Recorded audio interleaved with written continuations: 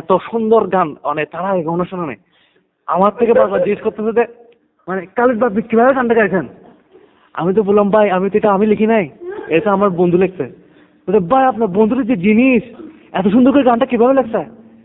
না আমি আসলে তখন চিন্তা করলাম যে গানটা এত ভালো কেমন হলো।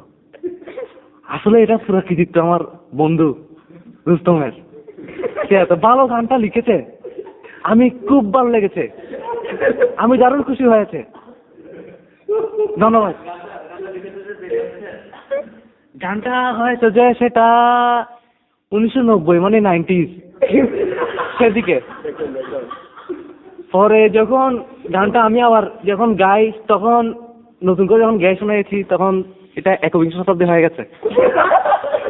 কিন্তু সেই যে গান 90s গানের 21 শতাব্দীর চাহিদা, সেই চাহিদা মেটাতে মেটাতে আমি তো মানে ফাটে রয়ে যাচ্ছি পুরো। এত ভালো গান আমার বন্ধু রুস্তম কিভাবে করেছে আমার তো এখন ভাবতে আশ্চর্য হয়ে যাচ্ছি যে আমি। যাই হোক গানটা আপনাদের ভালো লেগেছে শুনে আমারও ভালো লাগছে।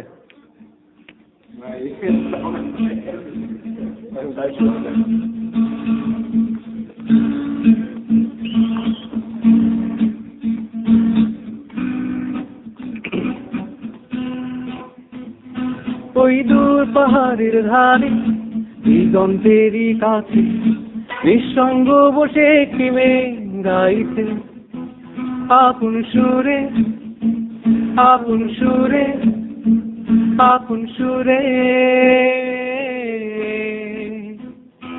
ওই দূর পাহাড়ের ধারে দিগন্তেরই কাছে নিঃসঙ্গ বসে একটি মেয়ে গাইছে আপন সুরে আপন সুরে আপন সুরে।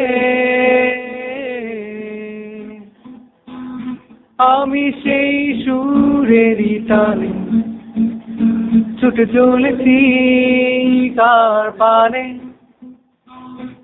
আমি সেই সুরেরই টানে ছুটে চলেছি তার পানে। তার বেদনা সঙ্গী হতে সে সুর আমার শুধু ডাকে শুধু ডাকে শুধু ডাকে। ওই দূর পাহাড়ের ধারে দিগন্তেরই কাছে নিঃসঙ্গ বসে একটি মেয়ে গাইছে আপন সুরে আপন সুরে আপন সুরে। মনে হয় তার সেই সুরে কত বেদনা আছে লুকিয়ে, মনে হয় তার সেই সুরে কত বেদনা আছে লুকিয়ে। শত দুঃখে রজনী পেরিয়ে সে সুর যেন